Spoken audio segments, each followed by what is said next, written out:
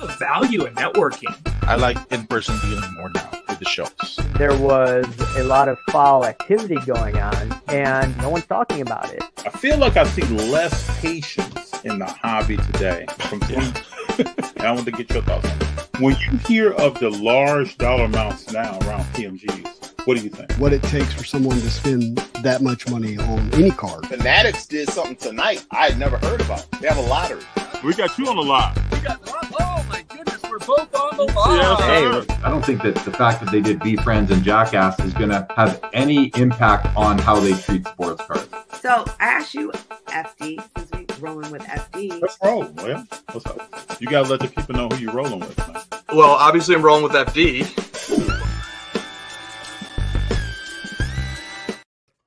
What's up, everybody?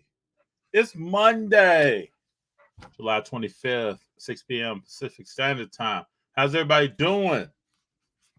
I'm very excited tonight. It's going to be a good show. Y'all ready? Are you ready? I've been looking forward to this all day. Nick B will be on shortly. How's everybody's day been out there? Good. I hope it's been excellent. Good weekend. I hope so.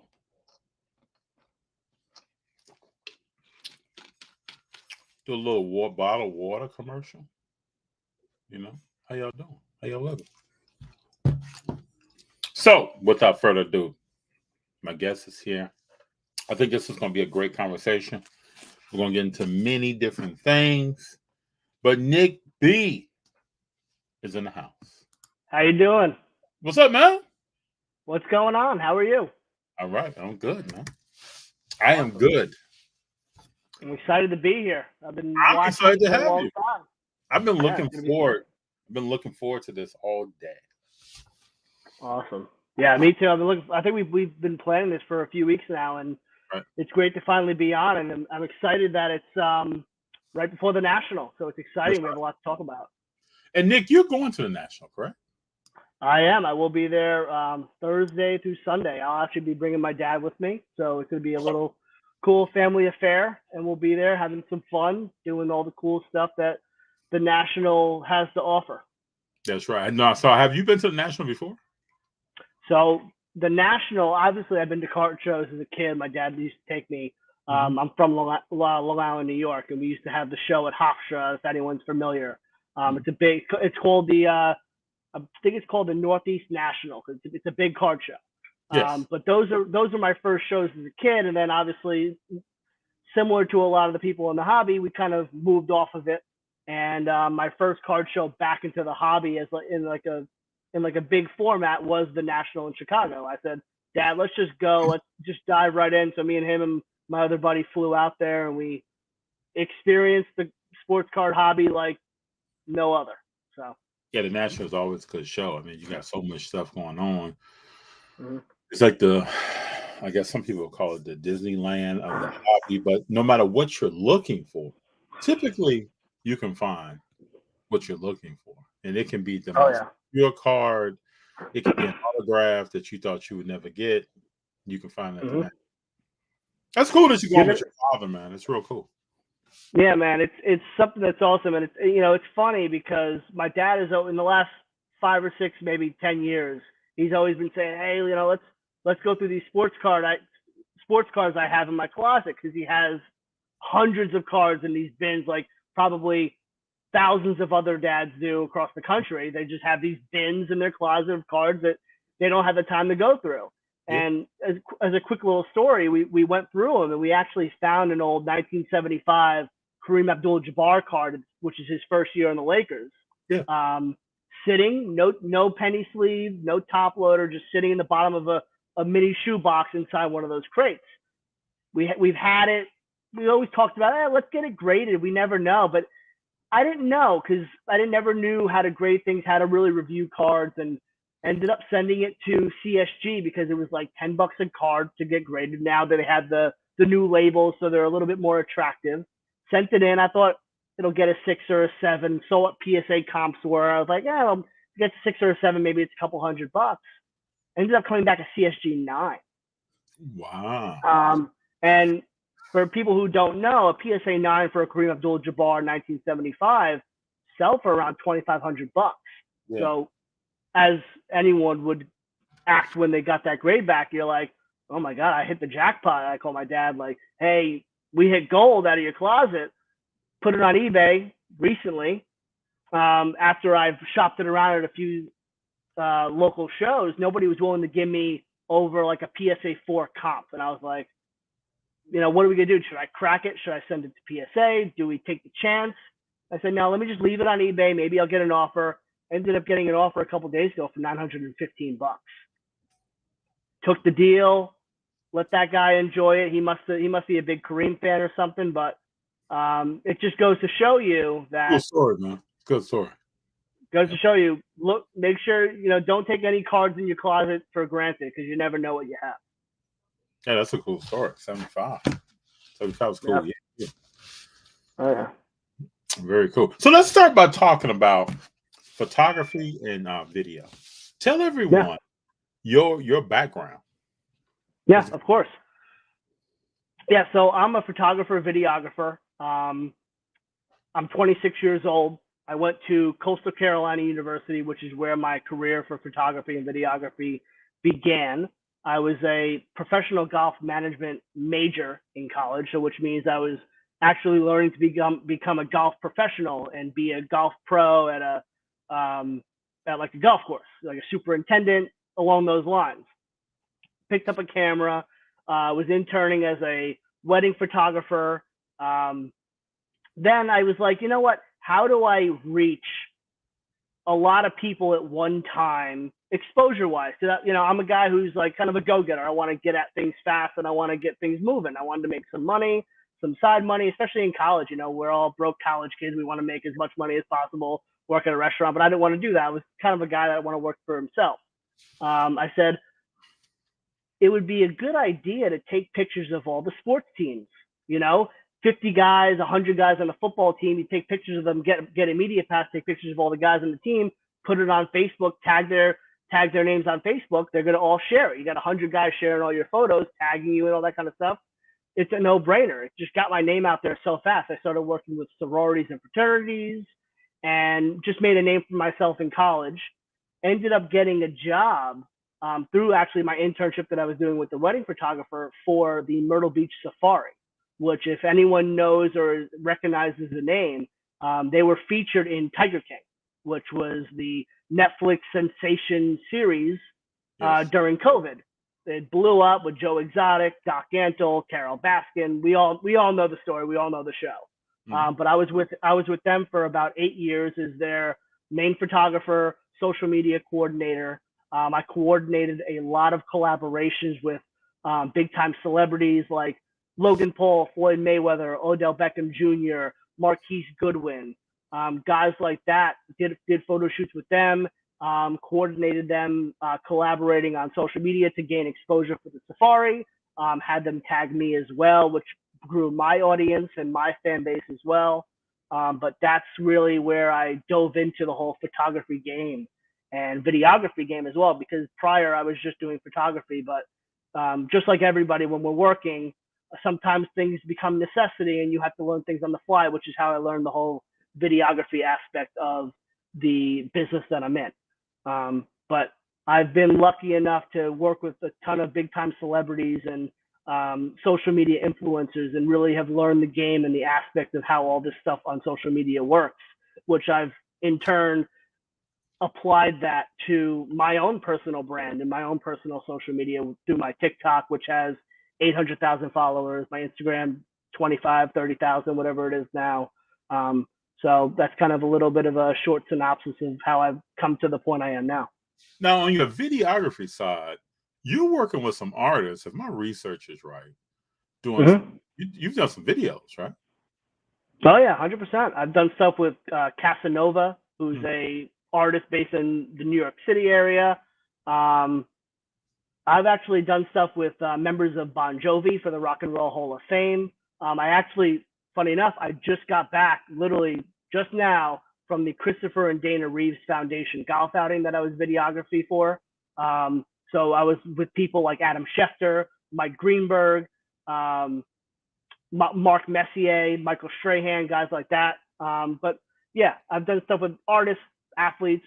I've done stuff with YK Osiris, who sings the song "Worth It."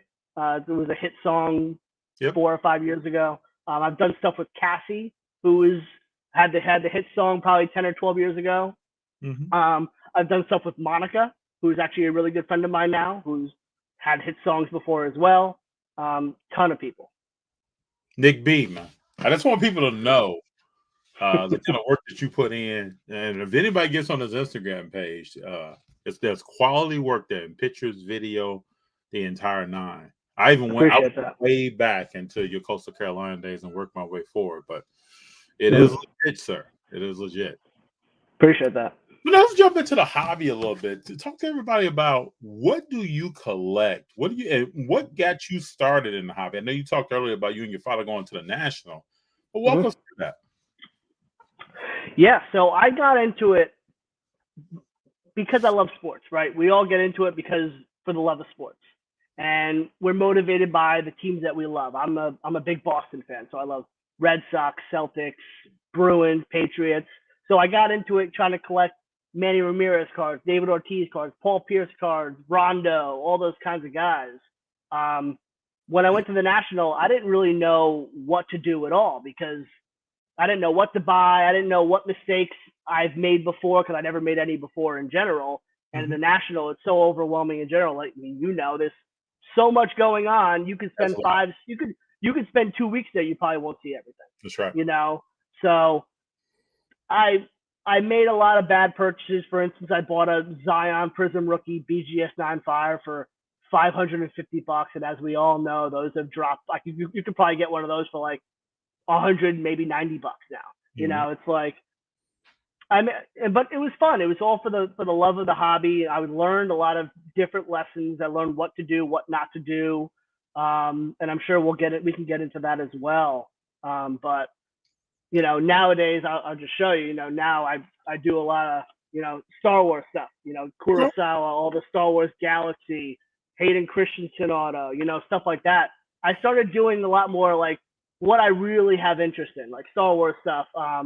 I have vintage, Willie Mays vintage stuff. Steph Curry rookies. Me and you talked about that before. Yep. I'm a big baseball, basketball guy. That's kind of like my love of sports. I love football as well, but I'm historian wise, history. I love baseball and basketball. That's very cool, man. Yeah. Maybe a little bit later we go through some of these cards so people can see. It'd be cool to learn more about your collection. Yeah. What do you see like as we go forward? I know you've been collecting. I'll try to ask this question as many people as possible to get different perspectives. Where do you see the hobby going next 6 months, 12 months, 18 months? Because I know a lot of people say, well, after the National, ... And I know a lot of people use the National as a benchmark throughout the year to understand where the market is going, what are some trends. What do you see going on after the National and into 2023? It's tough because people have been having this conversation since the last National, right? Yes. Everyone was buying like crazy. Everyone was selling high, buying high. There weren't many losses until maybe the end of last year to the beginning of this year. People were starting to get worried. All the markets between sports cards to crypto to the NFT craze to the stock market, everything's gone. It's interesting because I just had this conversation with somebody and I kind of hope this happens. We're losing the people who came in with the deep pockets, pushing all the prices up astronomically, pushing all of the guys that were doing it for the love of the game, for the love of the hobby, that just would buy those cards because they love them. They couldn't do it anymore. And now those guys either got bored with it or they didn't see that they could make that profit that maybe that they thought they could, or the trend that they were on just died off. And now I think going into 2023, it's going to go back to a more of an even playing field. And it's going to develop different trends with different cards in different sports that's gonna make things interesting, but in a way make it more even for the everyday collector who's doing it for what me and you would maybe call it the right reasons. But I think there's a lot of different aspects to look at it at, from especially the way the card companies are printing things, how they're doing so many different serial number cards, how they're doing so many different parallels. That doesn't help it maybe either. True. There's so many different ways that could be negative effects, but there could be ways that also could be looked at as positives. But for going into these next couple of years, it's gonna be interesting. So we got Venus Martinez and hello, watching from Toronto. Thank you for being here. The six. We have R. I see marketing going global as a few companies in China are getting into the card grading business. It'll be interesting. How do you feel about all of these different grading companies? And I guess where would you put your top 5 for, let's just say, PSA, Beckett, CSG, SGC, and HGA, let's say. Let's use those 5 or however many of those are. Someone just asked me this yesterday. Me this question yesterday. I would go PSA 1, Beckett 2, SGC, but that 2-3 is very close. SGC is a great slab, and their prices hold in the market. SGC third, CSG fourth, HGA maybe fifth. That's how I would rank those. Now, I want to say this, and historically in the past, 20 years ago or so, 25 years ago, BGS and PSA prices were very similar. And at the time, I liked the way the BGS slab looked. So I would buy cars more that were BGS graded. And I was always, even back then, looking for the subgrades. But now I can kind of respond to the market. I mean, the market speaks more to PSA. I don't know what will happen in the future. But right now, I'm submitting cars to PSA. And if they're thicker with an RPA or a jersey, I'm sending them to Beckett. And that's kind of the rationale I have right now. Okay. I would be open to sending cars to SGC as well.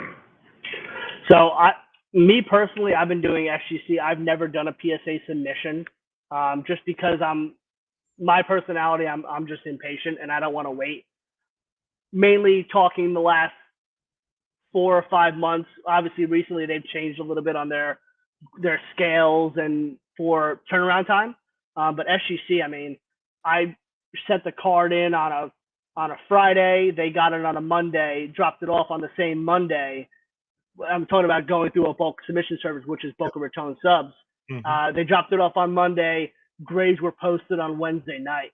And I mean, how do you go against that when at the end of the day, as long as you're buying at the right numbers, you're going to see a profit. You're going to see a return to a degree, as long as you get relatively decent grades. Obviously, you want to be, observant of how the condition of your cards. But as long as you're getting 9, 5s, and 10s, and as long as you're buying at those realistic prices that you're not just paying up astronomically for, you're going to see a decent return. Obviously, not to the degree of PSA, but you got to take that into account. Those turnaround times where you may have a player get hurt, you may have a season end. So right now, PSA has a deal before the National that by the 30th, that there's 5 more days on this deal. Each card you send in is $18. Yeah, I think over so many. So I've talked to quite a few people who are taking advantage of that, who are sending a bunch of cards. There's a 4 to 5 month turnaround on those cards because of the amount coming in. So market may change about it. So let me ask you, I actually just picked this card up, and I'll ask you just based on your opinion and your experience, because I know you've graded a ton of stuff PSA. Okay, I have this raw, and I've looked it over under a light, super clean. Zion Optic, rated rookie. I'm pretty sure it's like a blue, some sort of laser. Yeah. But actually, no, it's a high velocity, blue high velocity. I mean, if it's clean and you think it's going to grade at minimum a PSA 9, obviously, because that's what you want to kind of gauge it at. I mean, based on Zion's market, how it's kind of trending upwards, what would you, and this could be considered for any Zion car that's of a realistic value. What would you do on your personal? I would grade that car PSA. Mhm. And that's because I'm trying to maximize the value of that car once graded. Now, I know people who sell on a regular basis. And so the turnaround times and also the cost of each car that they're grading, they may be sending 100 cars at one time. Mm-hmm. So they want to they want that stuff back on the table, or they want that stuff on eBay, My Slabs, or whatever, CompC, wherever they're selling the cars at, they want it there as soon as possible. So if I'm doing that, because I'm typically a longer term holder, I'm holding something for a while. I bought it with the idea to keep this for over 12 months. But if I'm selling in the short term, I mean, HCA, all these companies that have shorter turnaround times are probably on the table, because the average person coming up to a table wants to walk away with some kind of certified label that's saying what their car is graded at. So if I'm doing that, I'm running that, then other companies come into mine other than PSA. 100%.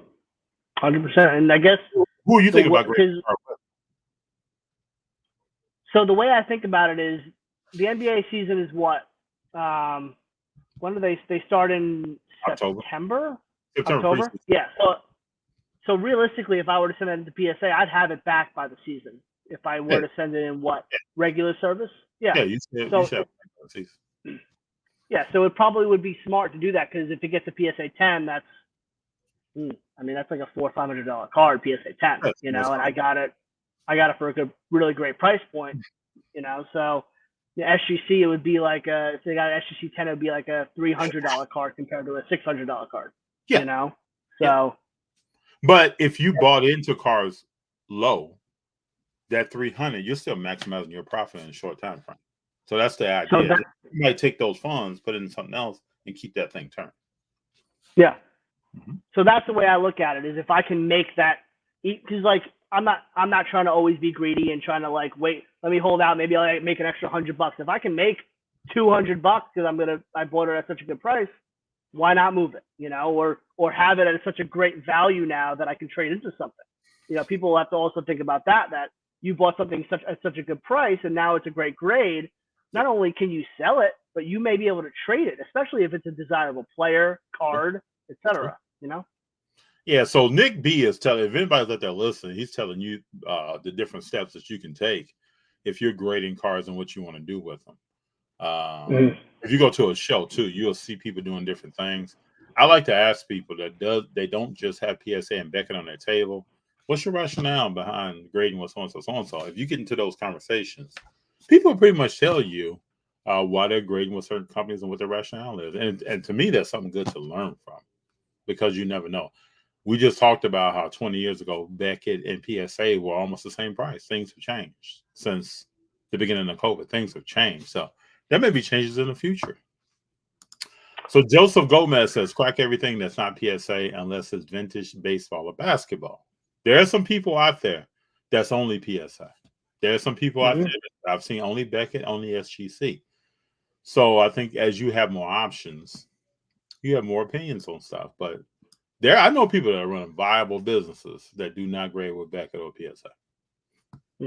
Let's just say that. Go ahead. Let me ask you this one quick, because this is on kind of par with that. What's the vibe out in the LA area, the California area, with kind of the slab situation at shows specifically? What do you see kind of the most of? What do you see the least of? What do you see kind of in the middle of the road? I think it all depends on the table. You're going to see a lot of PSA. You're going to see a lot of Beckett. You'll see a pretty good amount of SGC as well. You're going to see CSG. And then you'll see a little bit of HGA. I think I've started seeing less HGA over time than I did probably 6 or 7 months ago. But there are people that are the time frames, when you get to talking about them, the turnaround time frames on these cars mean a lot to how am I going to sell this, especially if let's say you got some cars, you're trying to get ready for Dallas, or you're getting ready for the National, or you're getting ready for a large show in your area. You want to make sure your table is graded. So you may bounce around. Some people may bounce around between 2 or 3 companies to make sure that the turnaround times meet the date of that show. They're going to definitely have inventory back before they get on that plane or get in that car, and that dictates what company they're going to. Mm-hmm. It's also could be a factor where I was just having this conversation with a guy at a show a couple of days ago. If you just have stale inventory that's sitting in your case raw, you don't want to grade it PSA because you may think it's going to get like a 7 or an 8. Send it to SGC. You're going to get it in a couple weeks. True. Put it in your showcase and it'll move. Mm-hmm. You know, and I was just telling him this is that, you know, he had a Clayton Kershaw light blue tops, but it was numbered at a 25. But you wouldn't know that unless you turn the car over. And with SGC slabs, they put the serial number on the slab. And that could help a sale, because if a guy looks up and he goes, if it's raw, it's like, it's just a light blue Clayton Kershaw, non-rookie. But if you see the slab and it says 2 out of 25, you're like, for $50 I can get a numbered Clayton Kershaw, one of the best pitchers in the modern era. Mm-hmm. I may pick that up. And then if for some reason it grades an SGC 9.5, they may end up saying, oh, it's a 9.5 SGC. I'll buy it because I may want to crack it and send it to PSA. You know, you're kind of bridging that gap between that raw uncertainty and that little bit more legitimacy that makes people a little bit more feel safe. And what's cool about SGC too, you hear from their leader all the time, which to me is very cool all the time. I always say that I want to hear from Beckett more often, or at all. Yeah, I want to hear something. I want to hear somebody talking to me about what kind of innovation, who are you hiring, what's your turnaround times looking like, what's your in and out flow, what's your process. Mm-hmm. I just hope that comes in 2023 or the end of this year. There's been some changes at Beckett, but I think something has to be coming. They've been starting to make some presence on social to a degree, but how authentic it is, I don't know. You know, at least PSA's guy, Nat Turner, he's just a public guy in general, so there's some sort of transparency to a degree where, I mean, nobody really knows what's going on at Beckett. People know SGC's on card vlogs, and you know, they're doing podcasts and stuff like that. And that shows a walk right by them. I mean, you're standing there, you're standing right by them. People are talking about stuff. I've seen SGC, the leadership there, at another table at the Mint in Vegas of another company on car grading. And they were all sitting around talking about car grading. So people are good. And you can tap him on the shoulder as he's walking by. He'll stop and talk to you. And there's nothing wrong with that. And it's great for the hobby, for the growth, and to get everybody on the same playing field. You know, everyone's gonna like a different slab for different reasons. Maybe it's the aesthetic, maybe it's the way they grade, how they showcase their grades. But I just think it's crazy to make these such large gaps between the grading companies, when realistically, I mean, how much of a difference can there be? You know, that. You know, they're all grading the same thing, right? They're all grading based on the corners, the surface, the centering. And some of them have graders moving around between company to company. Exactly. Did you see today it was on Instagram, and I also received an email. Let's see if I can pull this email up. CSG is making moves, man. Big moves. So now they're talking about how, let's see if I can get this in here. Yep, they're talking about Jordans. Mm-hmm. There was also the Big Brady card was graded by them. That was on social media over the weekend. Maybe it got posted last Thursday. So I have a picture of that. And I'm telling you, I've been saying this for a while.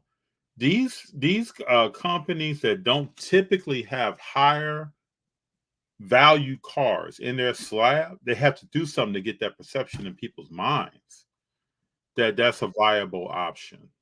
100% right now, but that was a Brady card, I think rookie card, and a CSG slab. Now that could be for promotional purposes. Somebody may have submitted the card to see what it will come back as, let them take pictures, build a story, but it's something there. I mean, you typically see things in Beckett. You typically see things in PSA. You walk the show, you know if you get over a certain dollar amount, you're not going to see too much anything else. No.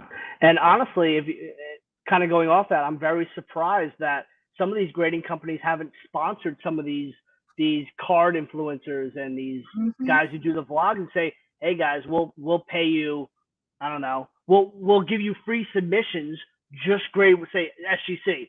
Hey guys, just grade with SGC, talk about us, every card you buy at these shows, say, yeah, I just bought this Justin Herbert NT auto. I'm going to SGC right now to grade it. You know, that, I mean, those little marketing dollars would do wonders if they had 5 or 10 card guys who were doing vlogs. All do that. You know, it shifts the market. I think we're going to see a little bit more of that as we go forward. But the key thing is, like, I've been at different shows and seen some other grading companies. What is the resale value is the key. Yep. What is the resale value? Joseph says PSA has eased their thicker graded card grading. Graded 2 immaculate cards, both 9s. Those immaculate sound great, man. Because you don't usually see those cards in a PSA slab. You don't. Nope. And people have been a little more willing to send them into PSA because people have been getting back more than 8s on cards that would usually get 6 or 7s, maybe 8s, you know? Crazy. Joseph, you might make me try something. You know, there may be a thicker card in the future that Joseph Gomez, I'm going to give you credit too. When it does happen, I'm going to send it in and then we'll see what happens. I'm all about running tests, man. I've ran tests at work and other places for a long time. I picked up a Curry card this past weekend that I want to take through the whole grading cycle. This is the largest single card I've purchased that's not graded in a raw condition. We're going to take it through the whole cycle. There's some thoughts it may be a PSA 9. It's a Bowman 2009 based upon a 48 Bowman. I saw that. That's awesome, man. That's a great card. Now, I was walking, wasn't even looking for it. Just saw it and started talking to the guy. And this is a little tidbit of information. Mm-hmm. He told me I don't typically grade cards. I looked at everything in both. He had 3 cases. None of the cards are graded. Mm-hmm. Sometimes people tell you, hey, I don't typically grade cards. You'll look down, 75% is graded. Yeah. So why isn't this card graded? But for him, and I went over the card, looked at it, make sure there was no dimples, anything like that, no surface damage. There may be one corner that is a question, but for me, I like to learn, and I thought the card was a good enough level to learn from. So if it comes to PSA 9, I'm ecstatic. You're not going to hear me complaining, but it's always good to learn the grading process. Michael Ham, what's up? It's always good to have you. What's up, Mike? What's up? We got Robert. Been hoarding Zion for months. Just a PSA turnaround time, still too long. Yeah, I mean, if you can time your submissions at the right time before season start, so there's no really big threat of injury, anything like that, you know, you may be more inclined to do PSA, even if it takes 20 weeks or whatever it is, right? Yeah. Depending on what price point you send it at. But now, Nick, tell me what you think. Now, when I say Zion, what do you think? What do you think about this next season? What do you think he's going to do? So the way I look at it, and the word, and I know people aren't calling him a bust by any means, but the idea that he could be is somewhat present because he's injury prone. You just don't know, but he's so gifted talently. You know, it's incredible how he's just physically gifted, and his touch around the rim is just impeccable. You can't knock that kind of stuff. When you have like a guy like Greg Oden or guys like Adam Morrison, they didn't wow you. You know, they were great in college, but they weren't like sensational. Where Zion's high flying, he can touch the top of the backboard. You know, it's just you can't look past that kind of stuff. And when there's a guy that's that talented, and he didn't have too much of a serious injury, they were precautious. They let him sit. They knew they weren't going far in the playoffs. He has an organization behind him that's looking out for him. They're looking out for his best interest. You got to take that stuff into account. And I mean, at the end of the day, the kid can shoot. The kid can get to the hole. He can play defense. You know, you got to give him the benefit of the doubt until he proves otherwise. And at the end of the day, I'm cheering for him. So am I. Of course. I mean, we all can't forget he was 26-12 before he got hurt. That's remarkable. But I still ask the question, Nick, long term, because my mind, I'm a collector, and I start thinking about where's this guy going to be at in 10 years? Yeah. Does he need a consistent mid-range jump shot? Of course he does. But I think what could supplement that is a great point guard, maybe a great small forward. Maybe he can move to maybe the bigger he gets, he can move to a 5, play as a smaller 5. He got, because he has CJ McCollum now. I'm pretty sure. Does he still have Brandon Ingram? I'm pretty sure he does, right? Brandon Ingram's still there. And who is as a player? Yeah, of course. So I think he has those potential pieces around him that could complement him that he didn't necessarily have to start his career, because CJ McCollum just came on. He's definitely in a position to succeed for sure. It may not be on a championship level scale, but it's definitely on a scale where he could get into the second round of the playoff for sure, 100%. I can see that. I can definitely see that. I wish the best for Zion. He could add a lot to the NBA. Let me ask you this, because this is an interesting question, because they're both in very similar situations team-wise, when you really look at the talent around them and the coaching, all that kind of stuff. If both are healthy for the next 5 or 6 years, let's just take the next 5 or 6 years, who has the more successful career, Zion or Ja? I know Ja was coming. I think Ja also. When I talk about Zion, I'm really saying the same thing for Ja.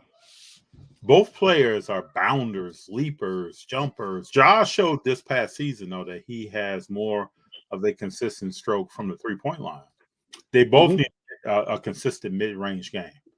To me, that's going to take a lot of wear and tear off their lower extremities, which is going to help them long term. I think they're both tremendous talents. Ja is you don't see a lot of that at a point guard or a shooting guard. You don't see that. He's super athletic. I watched a lot of videos. So I was watching one day a slam dunk contest he did in college, where I think he jumped over 4 or 5 people and successfully dunked the ball. I mean, his vertical is crazy. The young man has boings, as we used to call it. I'm just always thinking about, how do you use your just straight given skills, supplement things to take wear and tear off your body so you can play a long time. I want to see these guys for a long time. So when I was a kid, Nick, I wanted Bo Jackson to play baseball and not play football. Because I felt like if he plays football, he's going to get hurt, and we're not going to see him as long. And so when I look at Zion and I look at Ja, I think the same thing. Bo Jackson, to me, would have played football. He's probably a 500 home run guy. He's hitting close to 300 probably for his career. I don't know how many stolen bases he has, but it's crazy. A bunt, he could beat it out. He's a Hall of Famer, man. But now, he's a Hall of Famer for me right now. But he'll never be in Cooperstown. He'll never be in the NFL Hall of Fame because of one particular play. And it was a play that he was busting his ass on. Whenever you take a man that's holding on to your ankle, you carry him for like 3 yards. And then his stubbornness, right? He didn't want to go to the doctor. So he has a hip that's basically dying. And they had to force him to go to the doctor. I don't want that for anybody else. Just a fan of me. I don't want that. So I would love to see this year a little bit more from both players. I think I will, because I saw steps that Ja took already. And Zion showed a jumper. It just wasn't a consistent jumper. So I think he'll get there. I think they both have tremendous careers. But, Nick, I always ask the question to everyone that comes on here, and people I talk to in general, who do you think will have the better career, Ja Morant or Jordan Poole? Oh, boy. So I'm saying this based on their situation. I think that just generally, Ja Morant is going to have the more opportunity to showcase his true craft on a more diverse scale, where Jordan Poole is going to be held back because he's surrounded by so much talent. Where Ja Morant is the number one guy, Jordan Poole is maybe the third or fourth guy. And that's but being a number one guy could be the gift or the curse. 100%. You take the fall, you got to fall on the sword. That's not knocking Jordan Poole's talent whatsoever. I think he's immensely talented. He can shoot the ball. He can get to the hole. He seems like he has a very high basketball IQ. I think that it seems like, just based on watching it, and I watched the final. Like I said, I'm a Celtics fan, so I was tuned in as much as I could be.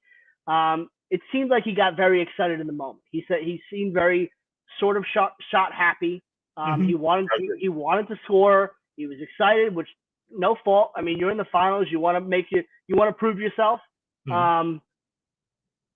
Would he be so let me ask you this. Would he be a number 1 or 2 guy on a team similar to the Grizzlies, where they don't have those Steph Currys of the world or the Klay Thompsons of the world? I think he could be a 1 or 2. Okay. I think he could do that. But Jordan Poole has to, like what you just said is spot on, right? He has to slow down. And I think that's a few players on that Golden State team. There's probably a few players around the league. John Moran needs to slow down some. Just need to slow down. You know, at the end of the day, yeah, it happened. I mean, listen, they've come out, they've proved themselves beyond belief, you know, and it shows specifically in the sports card hobby. People believe in them. People are paying up big money for these guys' cards. That just shows that, listen, you guys proved yourself. We know you can ball. Let's take a step back. Let's build the basketball IQ if it's not already there already. Let's make your team better. Let's make the guys around you better, and get yourself to that third round of the playoffs to give yourself that opportunity to get into the finals. You know. So let me take you into my crystal ball, my mind here. This is what I think Golden State's going to do. I think Golden State's going to split their roster into 2 separate teams. So you're going to have the starting group. And they just signed this young kid that I think it's from Arkansas or Arizona. He was in the summer league. Point guard. Matt McClung. Yeah. They just signed him. So that gave me more evidence of you're going to have a starting point guard. You're going to have a second team point guard. And all the way down the line, 2 guards, 3, 4, 5. And they're going to be running these through. I think they're going to run people off the court, man. And that's and I think, if I'm not mistaken, that's the Popovich method, right? When he did that with San Antonio, he did have the A and the B squad. That's right. And because of that, if you have the kind of talent to get that done, you'll run people off the court. They can't hang with that from a physicality and in shape standpoint. You just can't mess with that. So I think that's I don't know anything. I'm just a guy out here sitting, watching, and thinking. But if 6 months from now we look and we say, oh, you know what? They're really running 2 different teams. And that situation, I think that's when we're really going to see who Jordan Poole is. Well, then he may not be on the court all the time with certain people, or maybe he runs with the second team, somebody else runs with the first. But I think we're going to have clear evidence of how he can lead a group night in and out. Yeah, I mean, and you saw it. I think he was a huge difference maker against the Celtics. He would come in. Forget about Steph Curry. He was spotting up from half court, hitting bomb 3-pointers. That's right. When you got 2 guys doing that, how do you beat a team like that? It's impossible. You really can't. So let me ask you. I know you're a fan, so I think I know the answer to the first question. When the series started, did you think the Celtics could win?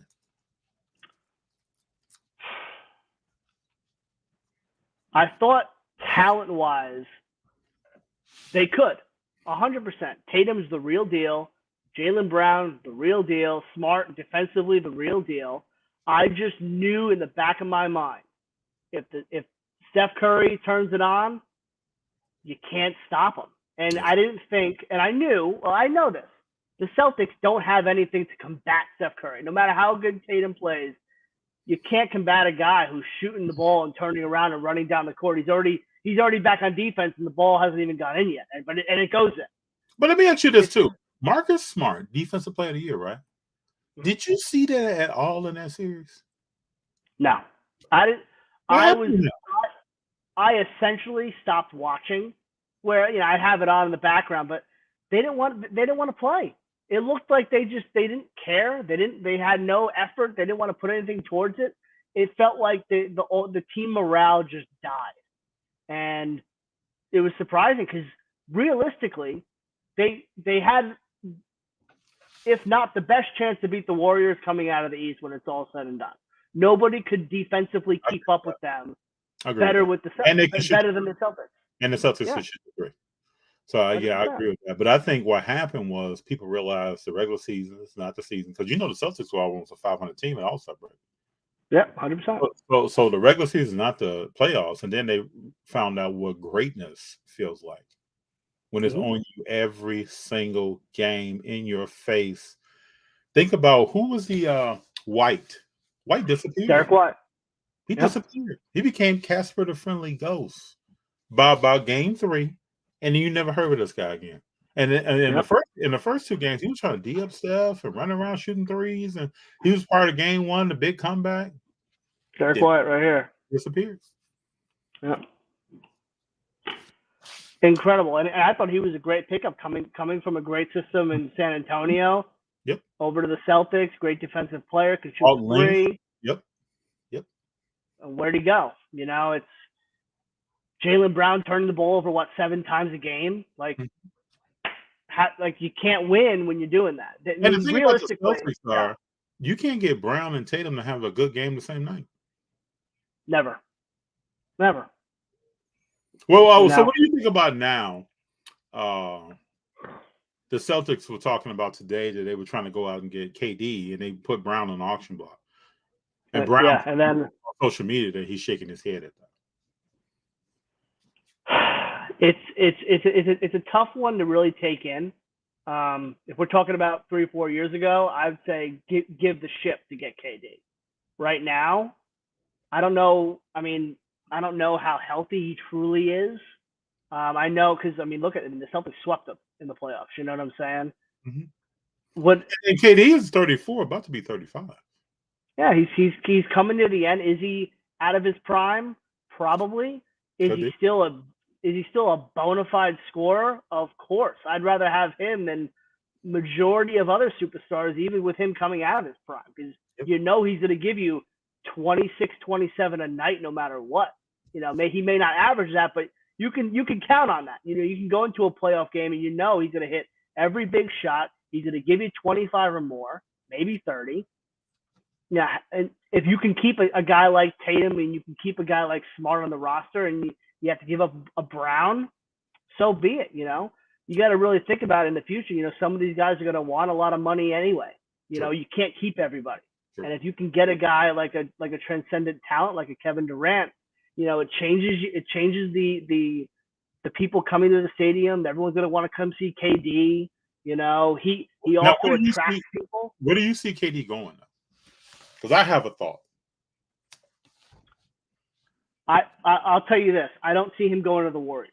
I don't see that. He's not doing that. I think the Warriors have already said we're good. Yeah, I think they said no wanted Minga, they wanted Poole, and they wanted Wiseman. For a guy who's about to be 35. Yep. It's not happening. No, I wouldn't do that trade. I could see him. It's hard to think about because you got to really consider what teams are willing to give up and what they can give up. Sure. But an interesting play, maybe Miami. Could be, yeah. It could be interesting. I know they have assets to give up. They have assets to move. They have an interesting style of play. They have a proven head coach. True. I don't know. I see him going right back to Brooklyn. Yeah. I don't see any. I think KD probably got upset about something that we won't know about for another 10 years when it comes out in the documentary. Mm-hmm. And you saw that Kyrie said that he's playing in Brooklyn no matter what now. Kyrie has to, because if no one is offering you anything, you got to go with the people who are, right? We're playing a pickup game, Nick. And we get down to the last 2 people. I might be looking at you, but if you don't pick me, I got to go play with the other team. Mm-hmm. Right? So that's kind of what Kyrie is right now. Nobody's calling, picking up the phone, talking about Kyrie. At least not mine. I don't think so. So I think he went back to the people that's going to pay him $30-40 million, which is probably a smart thing. And nobody's doubting his talent level and his skill and his capabilities on the court. It's just about getting on the court, playing, consistently. Yeah. That's all he needs to do. Now, I don't think anybody's a question on Kyrie's ability from a basketball standpoint. He can play ball. Mm-hmm. Yeah, it always seems like, though, I watch some games, it's like he could be playing tonight or not. Like his mannerisms are like, it's whatever to me, people. That's kind of like comes across. Like, I can take you off the dribble right now, or I'm just going to go shoot this jump and run down the court. Yeah. Kyrie's funny. That yeah, we'll see. Let's get to some questions here. Got some people talking about grading. It depends if it's base or non-numbered. I understand the volume play, but they're prepared for the smaller margin. Talking about different grading companies.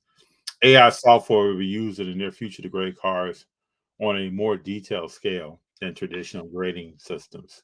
It's called AGS. Yeah, AGS is the company that SGC was talking to at the Mint. But we went by AGS table and talked to them. They went through their AI software, high grades cards. Again, just over time, we just got to see what are the resale values of these things. And then you got to come with a slab that I can't open up with my hand. I don't know if AGS is one that you can, but there have been companies within the last year that I could sit here and open up a slab. I could change a card out. I can close that slab back up. Can't be like that. So no. I don't think that's AGS, though. So I'm not trying to make that claim, but there have been other companies that's been the case.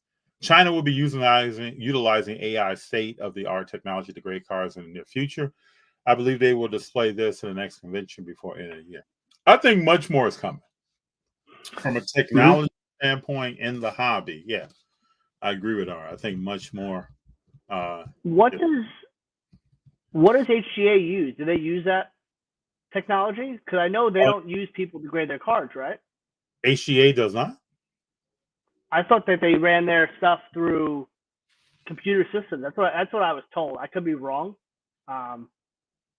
But I thought that they did a lot of their stuff digitally. That's why they grade so hard, because then they scan their card. It does say here that implementing software that allows to scan, analyze, and grade cards without subjectivity. So yeah. HGA is also the company that has the top of their slab matching the color of the card, right? Yep. And you can customize it. Sammy, what's up? So, Nick, I went to a show on Saturday, bumped into Sammy. Sammy's 11 years old. He was at his first car show on Saturday, and he was with his uncle. That's exciting. So Sammy's my man, huh? Did Sammy tell you he picked anything up or what? Yeah, he came back later. He had picked up a few things, which were some good cards. His uncle was advising him, walking with him. And I just want to see what he picks up in the future. I told him in 6 months to a year, you can grow any kind of collection you want. 100%. 100%. So I think he's going to do well, man. I told him he beat me. I didn't go to my first show. I was 13. Wow. That's good stuff. And you grew up in Chicago, right? Grew up in Chicago, born and raised. Okay. Grew up on the south side. Born on the west side. Gotcha. Grew up on the south side. I'll tell you my story a little bit. So 83 Tops was the first year. 83, 84 was the first years that I really started collecting cards. I started out young, pretty young, wanting to collect stamps and coins. I laugh at that because things can be very expensive getting involved in stamps and coins. But it taught me, I think what it taught me, and I've never talked about that on here, was how to preserve stuff, like how to take care of something. You know, you want to keep stamps and coins out of light. Coins need to be at a certain temperature, or you can get some oxidation and whatever they're in, all that kind of stuff. So that kind of kicked that off. And then when I got the cards, it was all about always organizing stuff. I wanted stuff to be in alphabetical order, either by team and then by player, so I could just go to a case and pick up the card if there was a question about it or something I wanted to look at. Excuse me. Then I got into football cards when the Bears were doing very well and went to Super Bowl 20. Started collecting that, and then it kind of just grew from there. And then about 13 or so, about 14, 15, I started collecting autographs. So I would go to shows. I wanted everything. I wanted to get it myself. And you could order some stuff through catalogs back then, but I wanted to go get Nick B's autograph myself. stand in front of the table, talk to you, shake your hand. And that kind of got me out of being, I was a quiet young person. So I remember the first autograph I got on a jersey was Willie Stargell. So I go see Willie Stargell. My parents are with me. I'm standing in front of him. And he was joking with me. He asked me, young man, where'd you get my shirt from? You must have stole this on my locker. He was like joking with me. And I was standing there, Nick, kind of like frozen. Yeah. Like Willie Stargell's talking to me. Yeah. I was blown away. So I never really talked to him. And he asked me, like, what are the inscriptions would you like on this jersey? I know a lot about his career, man. I had put in a lot of research, but I just couldn't answer that question when he asked me that. I was like frozen. So then after that, this is what kicked it all off. I started going to shows, and Nick, I would know everything about you. From the time you were in the minors or you were in college, all the way through your career, what you did post-career, I would just know it all. And I started getting players to sign a jersey or a football or baseball or something with a bunch of inscriptions on it. And it all really kicked off because Willie Stargell asked me that question. That's awesome. And so I did that for years, man. Even up to right before the pandemic. I was going to shows here in LA and having people sign things a particular way. Met a lot of different people along the way, a lot of different athletes. Got a lot of different autographs. And at the same time, I'm still collecting cards. And like when LeBron was a rookie, even before that, stuff in the 90s with the Bulls all the way up. So that's kind of my collecting background. Played sports along the way. Played football. Was on the track team throwing shot and discus in high school. Played football in college. Always like to be outside doing something. Sometimes at work, you don't get a chance to do that. But that's always been kind of my background. Awesome. But watching sports, Nick, is like eating apple pie, man. And now I kind of watch and use that to understand kind of what I think is going to happen in the future when it comes to a player and their ability. And I go back to different players in the past and what I've seen with them, and then I have been blessed with a pretty good memory. So a lot of stuff I do not forget. Stats, historical facts about players, a game that I watch, a certain play. And what's cool about YouTube now is that I could talk to you about something and then send it to you. Back in the day, if you didn't see that play, you just didn't see that play. You just didn't know. Yeah, no matter how much I described it. So it's kind of been my background when it comes to cars, autograph collecting, sports, all of that. What'd you play against? Played against in the NFL, but I think the biggest person is the wide receiver from the Denver Broncos. Man, I'm drawing a blank. Hold on here. Played with John Elway. Let's see here. When I was a freshman in college, a true freshman, he was a redshirt, medical redshirt, and a redshirt. He's a 6-year senior. Wow. And he caught four touchdowns and 1/2 against us and set a conference record. Let me find his name here. I'm drawing a blank now.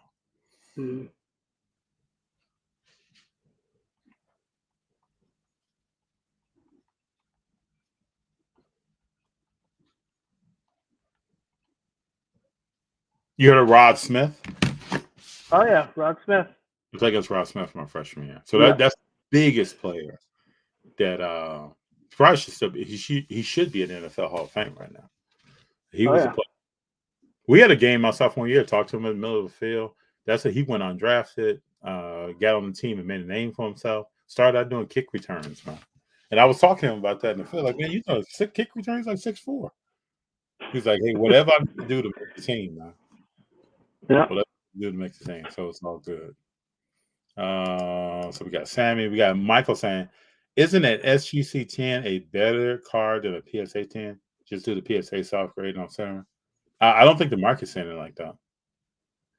Yeah, market wise, you're going to get more value for a PSA 10. Mm-hmm.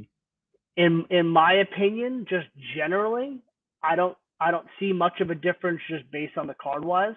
Mm-hmm. I'm curious to see how many people have an SGC 10 and crack it and don't get a PSA 10. That's actually genuinely what I'm actually interested in seeing, because that would kind of give you a little bit more a clearer picture of how well an SGC 10 is actually graded, because everyone looks at PSA 10 as if it's a 10, that is a perfect card, right?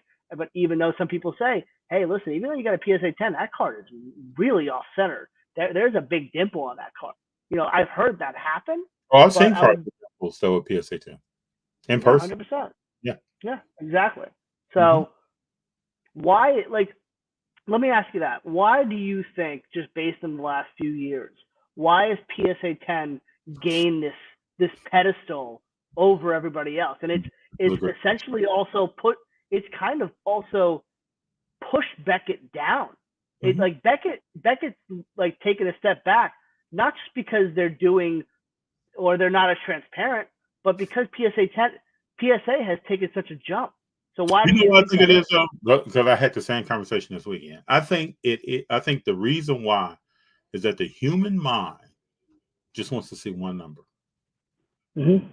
I'm the kind of person, though, I want to see subgrades. I want to know to the 10th degree what's up with this card. Where is it at? I want to see that. I think the average person does not want that level of detail. So they want to be able to look at a case and see that's a PSA 10. That's a great card. I don't want to get into all the subgrades. I just want you to stamp that thing. Boom, that's a 10. And let me keep moving. I'm going to buy, sell, trade, do whatever I do, because that card is a 10. And I think that has been the separation. Because at one point, people I would talk to years ago wanted to know to that degree what was the subgrades on the card. I don't think people really want to know that anymore. But people do recognize a BGS 10 or BGS Black Label. Now, those cards are recognized as being at a higher market value than a PSA 10. Harder to find. And do you have any of those Black Labels? I have one Black Label. I have a few 10s, just a few. Okay. Gotcha. So let me ask you this based on the subgrades. This is actually a question that I was going to ask you, and especially based on your knowledge of Steph Curry, because I know you've been diving into the Steph market heavy. Yeah. So I have this Steph Curry Rookie Prestige. It's a BGS 9.5. I picked it up at a show recently. It has all. Let me pull it out of the thing. It has all 9.5 subgrades. All 9.5 subgrades, if you can see. Yeah, I can see. And this is the card. Nice card, bro. Yeah. Just picked it up. So I'm in the phase of, do I crack it to get the PSA 10? Right now, this is like a $300 card. If it crosses to a PSA 10, this is a $650 card, and that's in the off season. If he goes and makes another finals run, this could be an $800 card, if not more. So I've heard people doing that. Like I bought a Kobe rookie card that has all 9.5 subgrades, and it's cost my time several times to crack that, send in the PSA 10. It's the ultimate gamble, kind of, right? Because let's say you get a 9-pack. If you did that, Nick, you'd be the first person I knew personally to do that.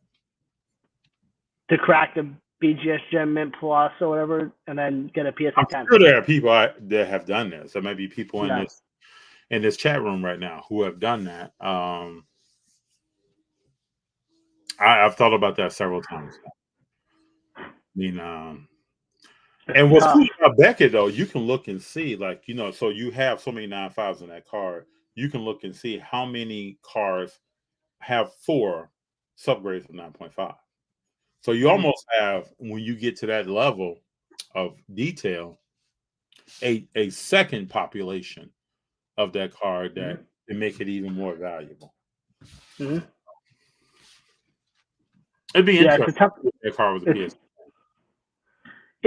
I guess I don't mind holding it into a BGS 9.5 because honestly, that's kind of more so in that realm of a PC long-term hold card because it's Steph Curry.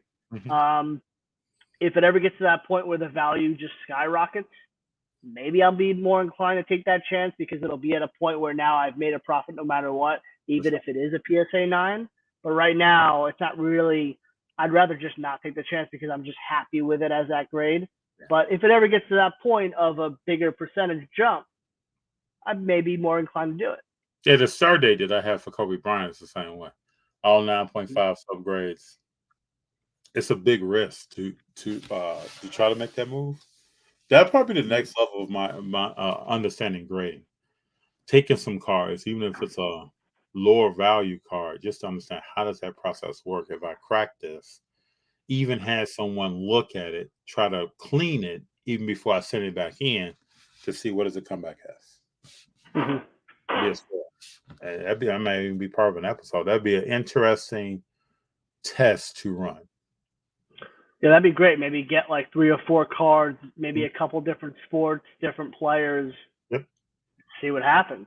So do you drop cards off directly to PSA, or are you still shipping them over? I'll still ship them over. I'll take them to someone, the slab doctor here in LA, who will look at the card, kind of clean the card.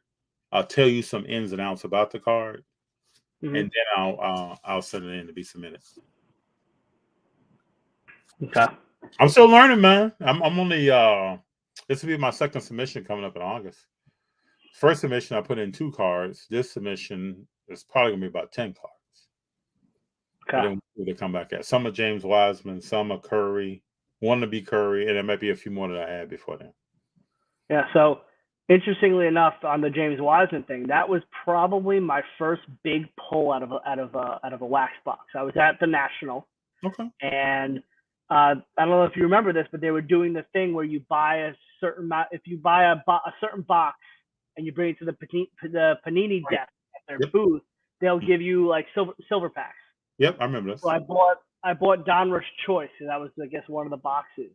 And I pulled a James Wiseman Choice Mojo autograph card. Okay. And at the time, he was, I mean, he still is hot, but at the time, during that national period, he was super hot. And that was the first big card I ever really pulled, and I was super hyped because I love James Wiseman. I think he has so much potential. I think he's going to be a huge, crucial piece for that Warriors team, for their success in the next 5-6 years. Because, he is an unstoppable force if he's healthy. He gets me hyped. I'm not making any comparisons to Shaq. I'm just going off big man. When Tim Duncan was coming out of Wake Forest, he got me hyped. With just the way he played the game. Stayed out for a year. I saw maturation each year. When Shaq was coming out of LSU, he got me hyped. Alonzo Mourning coming out of Georgetown, I could see something there. David Robinson coming out of Navy, I could see something there. James Wiseman is just different, man. He's different to me. That the way he can shoot a mid-range shot right now, he's only 21 years old. He has a decent post game, could be a lot better. He's working on his footwork. Like in the summer league, I could see improvements in how he moves his feet than when he was working with Golden State before. And then he can step back and shoot a 3 at 7'1".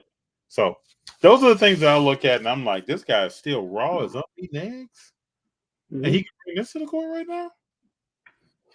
In modern day basketball, Embiid, Jokic, those 2 guys are exciting.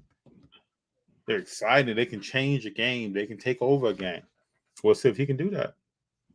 But he definitely has some skills.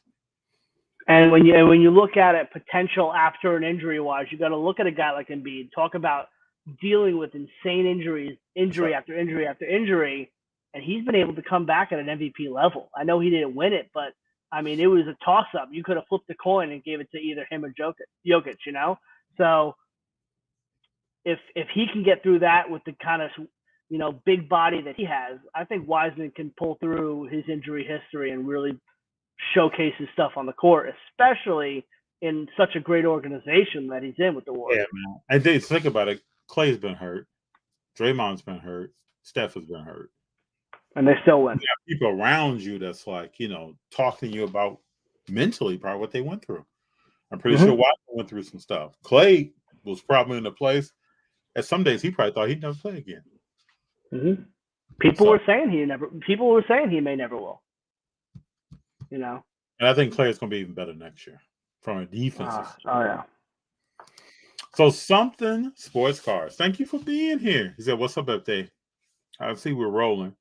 Nick B Photos, hello from Myrtle Beach. When you going to visit again? I'll be there soon. I have a ton of clients down there that I still work with, so I'm always going back and forth doing some work. I just want to shout out my LCS in Myrtle Beach Coastal Sports Cards. They're awesome. If you're ever in Myrtle Beach, also on campus sports cards. They're also nice. They're a great spot. Really good spots. That's kind of how I really got a little bit more reintroduced into the hobby. They had a local show. I went over there. It was pretty funny. It was a little bit before the National, probably 4 or 5 months before. And my buddy went over there and he was like, "Man, just come over to this mall." It was like in like one of those strip malls. And I went over there and I was like looking at these cards and I was like, they're selling for hundreds of dollars. And I saw some guy made a huge deal for I think a Topps Chrome LeBron. And we, you know how like when someone makes a big deal, it kind of like rummages around the tables and people start hearing about it. And everyone was like, he did a deal for like $15,000 for it. Everyone was like, I'm like, cards are selling for that much? So then my buddy was like, hey, listen, if you start going to Walmart and grabbing me some Prism boxes, I'll throw $5 on top.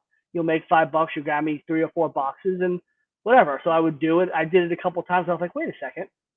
I want to start opening these boxes. This was the time that Select came out when it was I forgot what year that is, but Joe Burrow's rookie year, and it was when the Select just came out. I was like, maybe I want to start opening these up and seeing what I get. And I pulled like Joe Burrow silvers, and I was pulling like Jordan Love silvers, and I pulled a Prism Black Justin Herbert silver, and I was like, wait a second, I think this could be a little fun. So I was like, listen, dude, as much as I love making the $5-10 on every box I bring you, I think I'm going to start doing this myself. And that's kind of how I got a little bit excited about it. And then I decided to go to the National and so on. But like, support your LCSs and give them the love that they deserve, and have some fun with it. Buy obviously waxes is the best investment, but have some fun with it. Buy cheap wax if you want to mess around.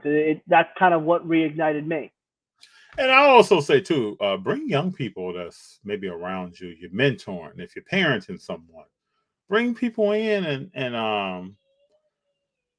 a lot of these children and young people, they don't care about if this is a $5,000 box. They just want to open cards and have fun and have the memory.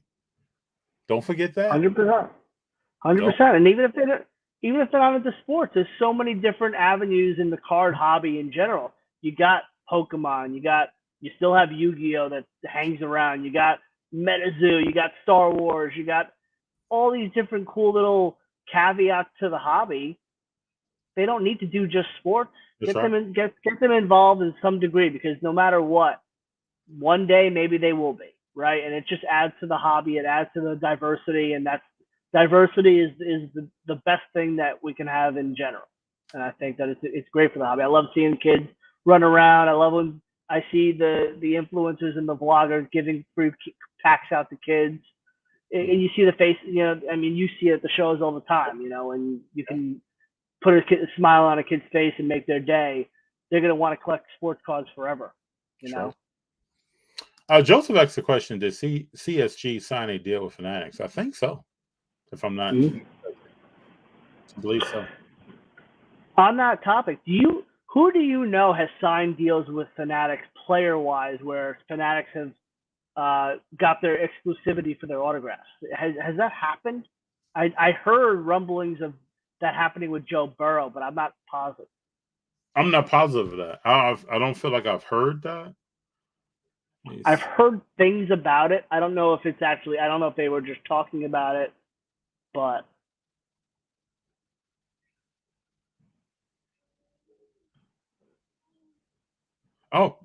just found out, just did some quick research. Supposedly Joe Burrow has signed a multiple-year deal, I think, with Fanatics.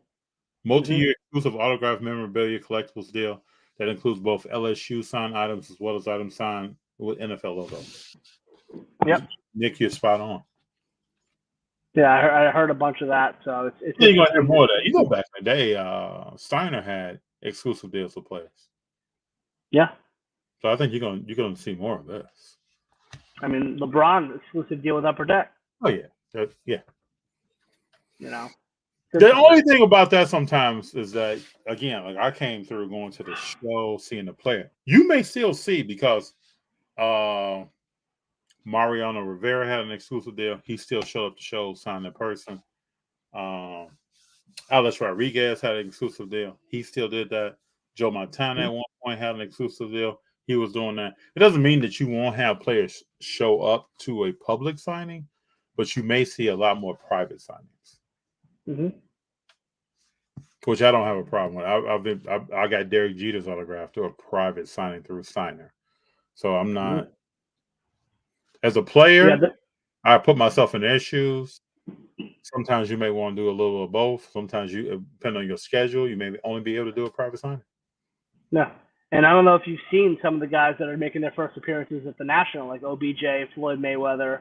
It's interesting because it's interesting for OBJ's sake because I haven't seen any active players of his stature of celebrity do like a signing like this in their. I mean, he's still, I would say, prime-ish, you know. But you know, OBJ has some time on his hand with that knee. He does. Exactly. So as soon as I saw he signed, I thought he had some time to sit, sign, be around the public, and not like I need to be working out right now. The season's about to start. Because you know, usually at national, you don't get that like you're saying that high profile modern day player that's still playing because they're thinking about camp. Yeah. Yep. I have submitted hundreds of cards to CSG. I love their slabs, but resale dollars still needs to adoption in the market. These are the things I'm talking about. You just, you know, I think you have to accept the resale that you have at this point and keep things moving. If you're grading with CSG or HGA or some other companies, there's still value there. This is not like this is a raw car sitting on the table. So there's value there. Fanatics wants to be a one-stop shop. Go ahead, Nick. I mean, listen, like I told the story earlier, if you missed it, you know, CSG, I had that Kareem 1975 card graded CSG, got a 9. Somebody was willing to pay more than $100 for it. You know, they gave me $915. Obviously, got to pay some eBay fees, but at the end of the day, that's not a bad little return on investment, even though I found it in a box. But at the end of the day, somebody's willing to pay a good chunk of change, even though it's in a CSG slab. And I think the CSG redesigning their slab, what it looks like, colors, all that, it's gonna help. Yeah. Yeah, I mean, here's one of them. This is a David Ortiz Topps Chrome rookie, but it's a pretty nice looking slab. It's a pretty slab, you know. It's not a bad looking slab at all. It feels good. I held them in my hand. That slab feels good. It does. It feels very. I actually don't mind them at all. Yep. So. SGC is sponsoring influencers. The Sports Card Dad now mentions them as a paid sponsor. Yes, I know he's doing that. Sammy's chiming in. He says Zion is going to have a good season. And then he also informed us that Ja Morant is going to have a better career than Jordan Poole. Let's see, Sammy. I wish him all the best. He also says they had the point guard in Alonzo Ball, but the team was looking for Steph Curry, which isn't realistic. Lonzo Ball. I used to watch him all the time with the Lakers. Started watching him at Chino Hills High School before he came out. He just needs a little bit more assertiveness. And with the Bulls, you kind of saw that before he got hurt. But that's what you need from Lonzo Ball. He has ability. He can shoot. He's worked on his shot. He has a better jump shot, better mid-range. So he's worked on that. Hopefully we'll see. Yeah, I'm surprised from the start. I'm surprised they moved him from the Lakers, especially when they knew they had the plan of bringing LeBron in. I figured that they would work so good tandemly. But I think LeBron came in, Nick, and said, I want all this cleaned out. In general, yeah. I don't want to play with any of these people. Who did they keep? KCP, they brought him back, but that's about it. I want all this cleaned out, and I want to rebuild with what I want. I think that's what he said. He'll never probably say that publicly, but just to saw how that team started moving. And if you notice, when New Orleans plays Lakers, all these guys have a chip on their shoulder. Because they know LeBron just got them the shoehorn and got them out the door. Jordan Poole actually is running around as much as Steph Curry to gain separation. He's tough to guard. He is very tough to guard. Yes, he is. And he can handle the ball as well.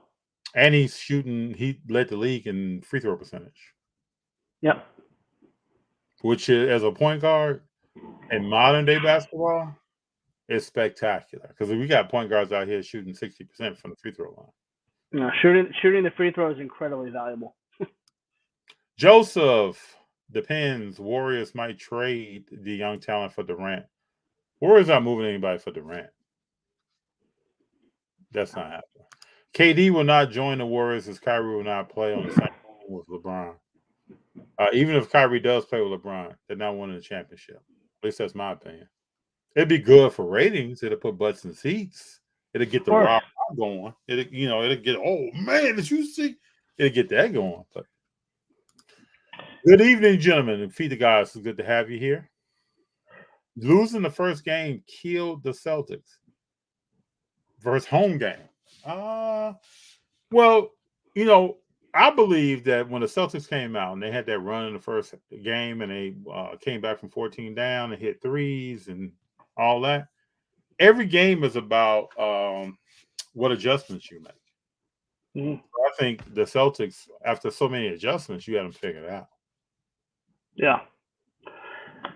And they had that game too, and they let it slide. And I think after that game, like I said, the morale just left the building, and it just and you saw it, and it was reminiscent of when the Celtics played the Heat, that one last hurrah when LeBron kind of put the axe in the coffin for the big three. It was kind of like that, where you kind of saw them, they kind of said, they kind of passed the torch essentially to LeBron and kind of moved, and that's when they kind of moved on to Brooklyn and all that kind of stuff. It was reminiscent, that feeling of just the life went out of the building. True. So we got a comment here for you that I think you'll like. Julius of LA says, Boston wins it all next year. I know that brings a smile to your face. Do you think Boston can win it all next year? I think that they added a couple good pieces. Brogdon. I really want to see Brogdon, and they added Gallinari. I don't know how well he's going to add to it, but he's not a bad player by any means. Brogdon, I've always loved Brogdon. I actually photographed him once during an NCAA tournament game when he played at Virginia. You got to see how Tatum comes in. If he comes in on another level, who knows? He's got to be more of a leader. He's got to step up. He's got to take control of the team, and he's got to push the envelope. But if he's not going to do that, and he's going to play the same as last year and take a second fiddle kind of role, even though everyone looks to him, I don't know what to expect. True. We'll see. I think the biggest problem the Celtics has is that if Jaylen Brown has 30 points, like in the final game, he had 34 points. Tatum had 13. I think that's the biggest problem the Celtics have. You can talk about point guard. Okay, you can get better. Smart's not really a point guard. You can get better at that. But until you can get both of those guys playing together, and they play a lot of isolation ball, like a lot of one-on-one stuff. They don't really, get their team chemistry together and the flow of the ball right. So, and a point guard can help with that. But they have games where they both are scoring like 60 points. That's what they need to do. 100%. And then they'll win. Mm-hmm. I mean, Clay, Curry, these guys play together. They have good games. They have good games the same way. Well, now Poole's in the mix. Maybe 2 of the 3 are having a good game. That's a problem. But Golden State, you just got to stay healthy. It's an 82-game season. Nobody's going to lay down and give you anything. You can't can't have people hurt again. So I will say that's why they play the games, because on paper, everybody wants the championship. Feed the Guys for all trading cards concerning not all sports, non-sports, and TCG. Will modern base be a viable version in the hobby? Explain why. I say this all the time. Base is viable as an entry point into the hobby. Now, Feed the Guys, if you go back years ago, like when I was young, base, You had some variations. You had some inserts back then that were really big. Some inserts with numbers, but the base card was the entry level card. So if I'm 8, 9, 10 years old, 12 years old, that's what I'm trying to get my hands on. So then I can start understanding the hobby. I think when card prices jumped, some steps that used to happen just went. Base was worth a lot, so it just went out the window. That's flip base, do things with base that never really happened before. So I think base is still viable from growing the hobby, getting people introduced to cards in people's hands, get people talking about a collection. Who are your favorite players? Do you have them? Go back to Nick and I. We're 8 years old. We're at lunch. We're trading cards. It's a trading card. It goes back to that. I think it's still viable. Now, if you're talking about, am I going to be able to buy on Monday and sell on Friday? I think that's over with. Yeah. Yeah, there's definitely no flipping the base cards like you were maybe a year and a half ago.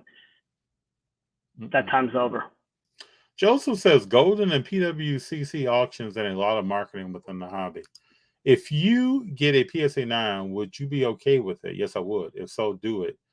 It's always a risk, my understanding. If the centering and edges were 10s versus 9.5, would be extremely safe for play. Talking about flipping that for... Yeah, this Curry. Wow. Yep. How's the live been going? It's been going great. We got Nick B on. Nick B will be on more often as well. It's here. I can't wait. Started something good. I'm excited about it. We got Chicago and New York in the house. New York. Yeah. What's up, fellas? Baseball Card Conundrum. It's good to have you here. If I'm ever burnt out on collecting sports cards, I really can. I can turn my attention and money towards Pokemon Yu-Gi-Oh. That's how it works. Listen, feed the gods. Look into Star Wars cards. We're trying to grow that. Star Wars is awesome. The Star Wars Galaxy Chrome set is incredible. The artwork. I mean, if you just love to look at art and cool looking cards, that stuff is cool, man. I mean, look at this card. I mean, the famous Kurosawa card. I mean, that artwork is sick, you know? I love that stuff. And it's selling good. It's good investments. I mean, I bought that card at an insane price, and now it's a couple $1,000 card, you know? What do you think that card is? Is that a flat mag? What's that? What's the case that card is in? Oh, yeah, it's flat mag. Okay. Looks clean. Yeah. Looks clean. Yeah, I keep it in this because it's safe, UV protected. Mm-hmm. I'm not getting paid to say that. Now, neither am I. I put cards in flat mags. I'm not getting paid for it. Yeah. Yep. R says, remember Jay-Z represents quite a few players, and he has stock in Fanatics. Yep, Rock Nation. Yeah. Yeah, him and Ruben are very close. Yep. They also purchased Mitchell and Ness. I mean, there are a few things going to be going on. These are some of them. Loving the content tonight. Thank you, Big John. Always good to have your insight. Thank you very much. Do you think if KD went to the Raptors? This question has come up from the bench before. Do you think if KD went to the Raptors, they could be a contender with the coaching of Nick Nurse, OG, Scotty Barnes, etc.? I don't think so, because we all have to remember, if KD goes somewhere, that team he's going to is going to give Brooklyn a lot. So who's KD going to be playing with? We don't even know if Scotty Barnes will be there. Scotty Barnes might be in the next jersey. That's very similar to when I don't know if you remember when Paolo was recruiting KD and Richard Jefferson on ESPN said, "I don't know why you're excited because you're going to be in a Brooklyn uniform if you get traded to Orlando." Yeah, how are you recruiting someone and you haven't even played a game? Exactly. Hey, come on, man. Let's see how you play first. You want KD? Exactly. Let's see you go through something.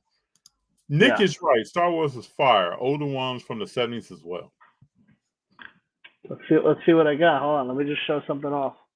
This isn't a great grade. I actually just sold a lot of my 77 stuff, but this is a little bit of like Farm Boy Luke Skywalker, SGC 6, cool card. I got a couple star files from the 1980 Empire Strikes Back, Yoda and Boba Fett rookie. cool cars. I got this one's pretty cool. I don't know. Most people probably have never seen this. This is a 1980 Topps Burger King. You may recognize it just from seeing it back in the 80s, but Jedi Warrior Ben Kenobi, it's actually perforated on the side. That's why I probably got the A5, but it's from the Burger King set. You don't see a lot of those. Yeah, pretty cool. So I collect a little bit of vintage Burger stuff. King and McDonald's used to put out cars on a regular basis. 100%. Shaq's rookie year, McDonald's had cars out. 85, McDonald's had cars out where you could scratch off at the bottom, redeem some kind of food item, beverage item at the store. Even if you get on eBay right now, a lot of those things were not scratched off. They're in very good condition, and they have a nice value to them, especially Jerry Rice. Do you know anything about, because actually my dad just found this set in one of those boxes, the card from Kmart. I don't know if you've ever had those or anything like that. Where I have to. Are these baseball, football? What are they? Baseball and I think football as well. Let me do some quick research here. But he just found a bunch of obviously raw cards from Kmart, like Kmart promos, which are pretty interesting. Like I never seen those before, right?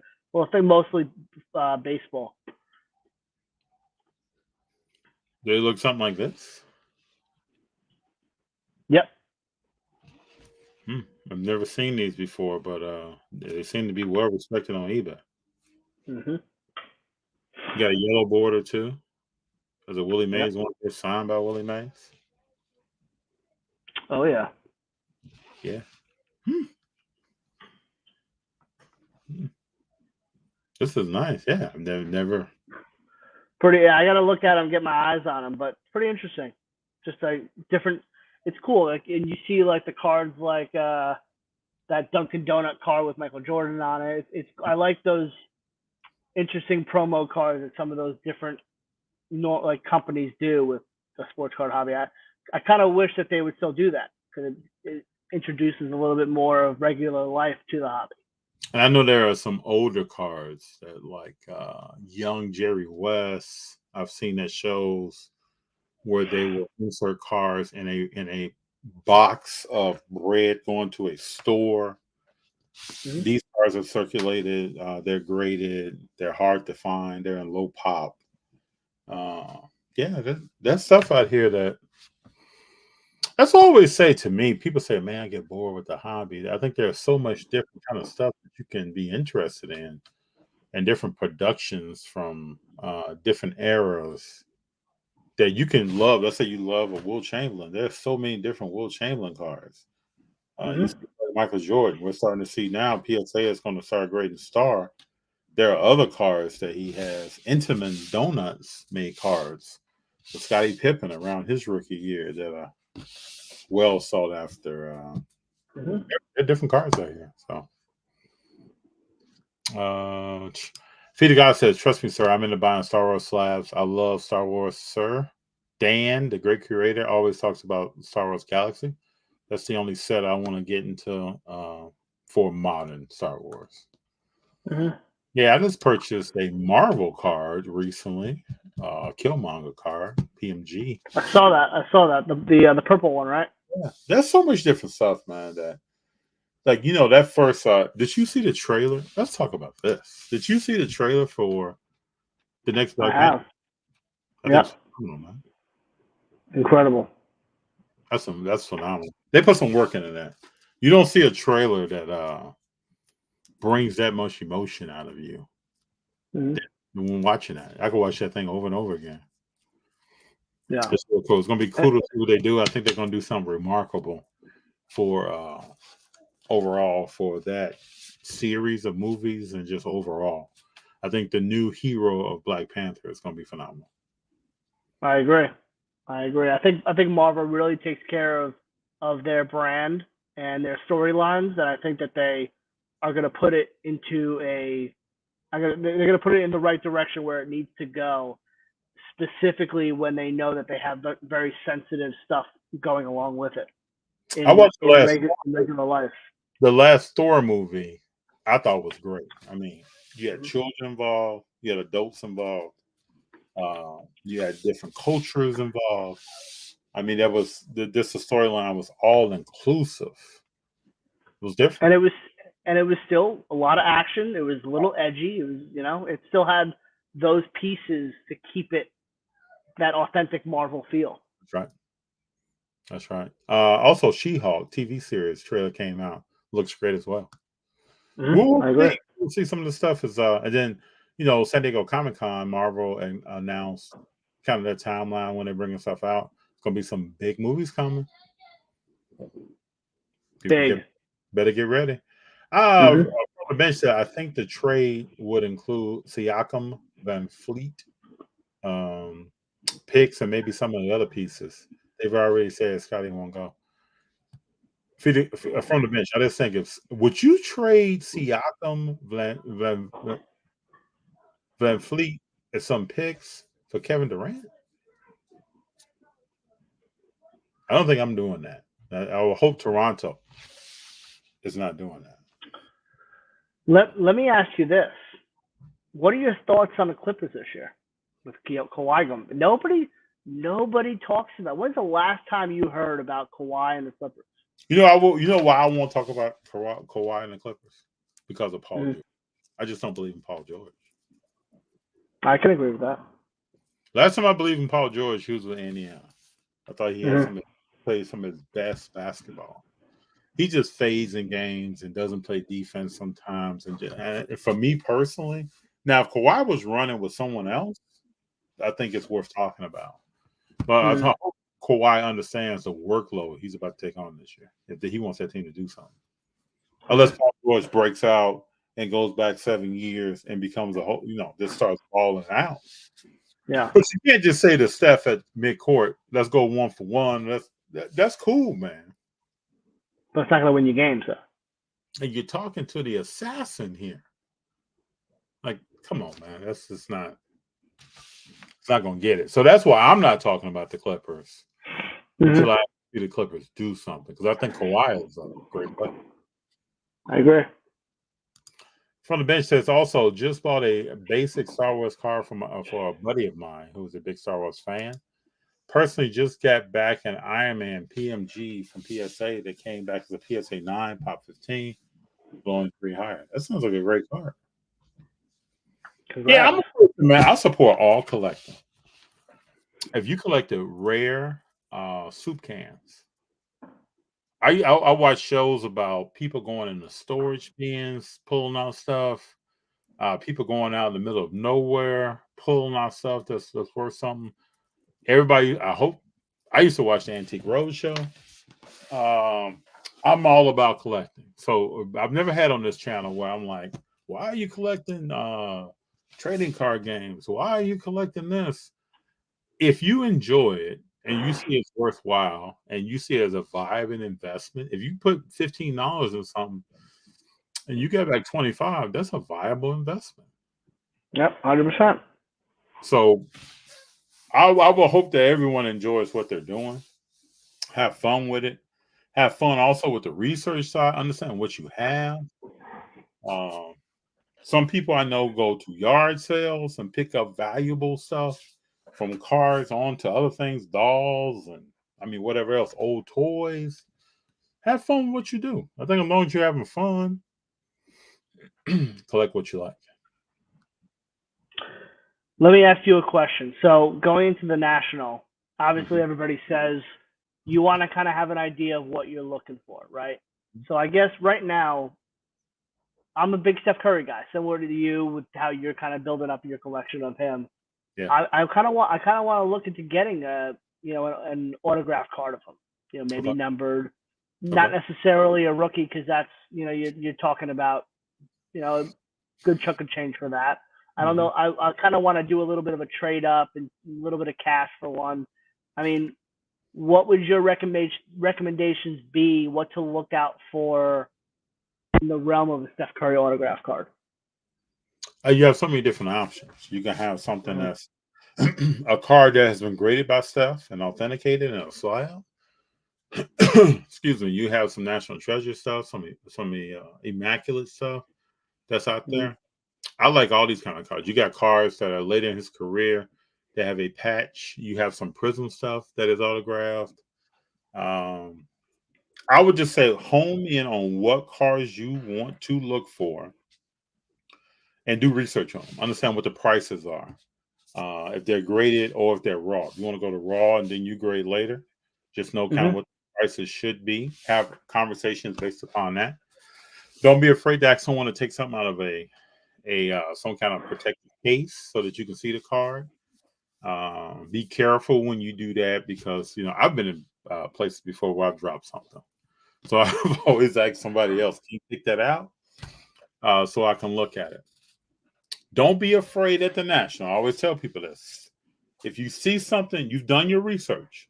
You see something that falls into a Steph Curry autograph card, but it wasn't a part of your research. Don't be afraid to step back at the National and do research on your car. I think they're going to have viable Wi-Fi. People are going to be able to do research while they're there. Don't be afraid to do that. I've seen people, man, walk up, buy something and be like, yeah, I didn't have a chance to look at that. And then step back and look. Now, you may come up and somebody may say, oh, you found some other research and talk to you about that. Some other people may not be as open to that. But always know you have time. If you're right by the table, step away. Let the person say, hey, I'm going to step over here while you're talking to other people and look at this. I think you do well, Nick. Yeah. There's going to be a lot of stuff there, man, that falls on the Steph autograph. Yep. And I think he's in a good, decent spot right now, price-wise. He's kind of coming off that championship height necessarily. I think it may be in a somewhat ideal position to buy something, get my hands on something, especially with a little bit of trade. So we shall see what I can pick up. Hopefully, I'll come back on a live with you and show you. Yeah, I can't wait to see what you come back with.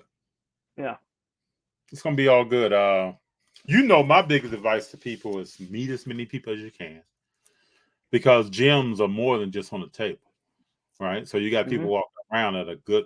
But Nick, I know how you get down. So this is really more information for everybody. But if anybody out there is going to the National, talk to people. I said this the last night we were on. Talk to people, learn something about them, exchange contact information, whatever you're comfortable with, email, cell phone, whatever it may be. Social media accounts, stay in contact with folks. There are people that I met last year that I still stay in contact with right now. We've had some people on lives stayed in contact with. All these things go for any show. The National is a big show that people talk about, or one of the largest, but this goes for any show. If you went to a show that had 5 tables, 10 tables, 15 tables, you can press play, put the same needle on a record. It's the same thing. Like, get to know people, talk to them, find out what's in their collection. Most time when I talk to people, I start learning stuff. Like Nick just told me about these Kmart cards. I had a J. Mike on one time. He was talking to me about the cards that are inside different figurines. I mean, I didn't know anything about it. So you talk to people. None of us know everything about the hobby. You'll learn something, have friends, have lunch with somebody. People sometimes open up when they get off the sales floor and they can sit down and have a meal. Have lunch with somebody, have dinner with somebody. You will have fun. There's nothing like the National every year. Yep. And my favorite personally are the trade nights, because it's a little bit less overwhelming, a little more personable. You can sit down, relax, talk about cards, show cards, trade cards, buy cards, sell cards. Yep. There's, in my opinion, the trade nights are cool because there's no dealers. Everyone's the same. Everyone's doing the same thing. Everyone's there for the same reason and for the same outcome. And I'll tell you, trade night, you don't have to pay for the table. You just sit down. Exactly. You can find some great deals that you may never find in the show, but you're at trade night. We walked in last year. I wish I bumped into Nick. I wish I bumped into you last year. We walked into the first trade night that Kentucky Road Show and Car Collector 2 had, and there were some great prices. People are willing to negotiate. People are willing to talk. So many different types of cars are out. I think you'll have fun. There were people sitting on the floor who couldn't get a table space because the room they were sitting outside the building. Yeah. People sitting in the lobby. And then stuff starts moving. So stuff went from trade night to the lobby of the trade night. and then it went to the Lowe's hotel that was down the street from the show. So I'm pretty sure in Atlantic City stuff will be moving as well. People say, hey, you want to go here? Just talk to people. They'll pretty much show you where everybody's going. Go there, spend time. You'll probably find that you wouldn't find anyplace else. 100%. Nick, you know I've enjoyed having you on tonight. We will do this much more often. Of course. I'm ready to do it. Whenever you need me, give me the call. Of course. All right, bro. Well, I know you're going to have a great time at the National. Mm-hmm. It's going to be a wonderful time. I can't wait to hear the stories. We may have you back on after the National to tell us what was your experience like. Yeah, of course. I think that'll be great. You know, like I said, I'm going to be going Thursday through Sunday. I'm going to be going to the trade nights, connecting with a bunch of people, maybe filming some content. So yeah, let's definitely get back on. I can give a little bit more of a recap, and kind of give you the lowdown of what it was like in Atlantic City. It hasn't been there since 2016, so it's definitely a different landscape than it was back a few years ago. I think it'll be a good little recap we can definitely go over and get a little bit more in depth of what's happening. And I'm sure you're going to hear a ton of stories from a bunch of guys in your community out in LA. They're going to have a ton of opinions of their own. Mm-hmm. So it'll be cool to get that different viewpoint from an East Coast guy to a West Coast guy. That's right. That's right. You're one of the first. Let me think. Yeah, you're probably one of the first Boston, New York people to really hit this show. What's the play? And give us a vibe sometimes that we don't get into. We've had people on from Philly, other places. Had people on from Houston, but I always want to do. I always say, man, when you talk sports, you got to talk it with somebody from New York and Boston. Understand what's really going down. Of course. Of course. Listen. You, as you know from being from Chicago, we're hard-nosed New Yorkers. Yeah. Mm-hmm. I like that. And when we think something, we think it no matter what, no matter if we're wrong or right. That's right. I like that. It's a Chicago vibe in there too. Chicago's gonna be like that. You can bump into some that are locked in like a pit bull on a leg, and if you don't really say something to shake their mind on something, they're pretty much still locked in. 100%. They'll agree to be nice, but they're pretty much locked in. Well, Nick, thank you very much, sir. This has been. I'm telling you, man. I've looked forward to this all day to get on. Talk to you. I love different perspectives here. I want to create this to showcase different people and that you may not see other places. And for those who are here, check out Nick's Instagram page. If you're on Instagram, he's done great work. It's showcased. I always want people to know who you are, man. Like you're not just a guy who popped up. Let me just talk about sports. So like you've accomplished a lot in a short period of time. And I tip my hat to you because it's good to see people grinding at what they love to do. And when I see your pictures and I see your videos, I can tell that. And it looks like the people that you have worked with who are notable have smiles on their faces while they're working with you. Yeah, 100%. And I want to, extend that as well to you because I admire your hustle with the content. I mean, compared to anybody else, you are pumping stuff out like no tomorrow. It's actually, in a way, you kind of you're motivating me to kind of want to get into the content creation in the sports card arena as well because you are just putting out great stuff. Thank you. I love I love the aspect of you posting the highlights and the updates on your Rolling with FD Instagram account, and then your YouTube speaks for itself. You're putting out stuff twice a day almost. It's awesome. Thank you.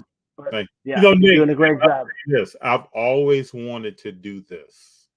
I mean, since I was probably about 19, 20 years old. In college, we had a student union building, and we would sit around, be myself, some guys on the football team, some guys on the baseball team, basketball team, some guys who did not play a sport. Some young ladies jumped in who were very knowledgeable in sports, and we sit around and debate, man. And this was the time, you're talking about 90, 93 to 96, 97. This was a time where there was no internet. Like, you couldn't ask me a question, I go to my phone. You better be up on your knowledge. You should know. No. And we would challenge each other that way. And it started really sharpening kind of my idea on sports. And then I grew up with my father watching sports, and it enhanced the conversations that we would have. And since then, I've always wanted to talk about sports. I've always wanted to show kind of my viewpoint on the hobby and what things are interesting to me and what I get excited about. And the channel helps me do all that. Every day, man, I've always stayed up on sports. I just want people to know this is not new. Like, I've always stayed up on sports. I will call friends throughout the day. Or I would text people, hey, did you see they trying to go for KD for Jaylen Brown? That would have happened 4 years ago, but not on Facebook and not on Instagram. Like, we were having these conversations. Or my girlfriend will come in the room and I would be on the phone talking about the NBA, what's in the finals. I do watch things where I'll sit and watch games and be on the phone with some people. And we're talking about the game as the game's going on. I've always loved doing that. So then I started thinking, like, why wouldn't I not just start bringing people on to talk and have these conversations? Because, nigga, if you were here in LA, we would be at a sports bar. We'd be somewhere sitting watching the game. So why can't we do it right now? And that's just always been my love, man. Yeah, and that's awesome, man. It's just, and it creates a community that helps people. You know, some people use this as like a therapy option. You know, they want to hear people talk about stuff. They want to hear people go back and forth, give advice, talk about cool things that maybe they're not willing to talk about, but they want to hear somebody else talk about. You know, that's the whole point. You know, opening those doors up for people that may not have the opportunity to talk about it or whatever. I think it's something that you're doing that's great. And like I said, keep rolling, man. Keep rolling with FD. Keep rolling, bro. Nick B, I appreciate you, brother. Yeah, man, no doubt. Appreciate you, and I can't wait to be back on. I'll hit you up on Instagram while you're at the National, and then we'll plan some time. It'll probably be off Monday, maybe later next week. We can get on, and it could be a short amount of time. Whatever time you have, we can get on this. I really want to hear your take on what you saw. What was your feel of the show? What was your experience like? How much fun you had? Because I'm going to emphasize that. Like, this is not going to be a session where we scrutinize the National and was this worthwhile? But we're just going to talk about a real collector, someone that's really interested in cars, who went to a show and what his or her experience was like. Yep. You know, I'm going with my dad. Going to go have a fun time. Going to experience all the cool stuff that's going on, all the festivities. I'm going in with a goal, with a plan, like I talked about, looking for possibly making a move on a Steph Curry autograph. If not, maybe pick up a couple other cars, maybe sell a bunch of stuff, trade a bunch of stuff.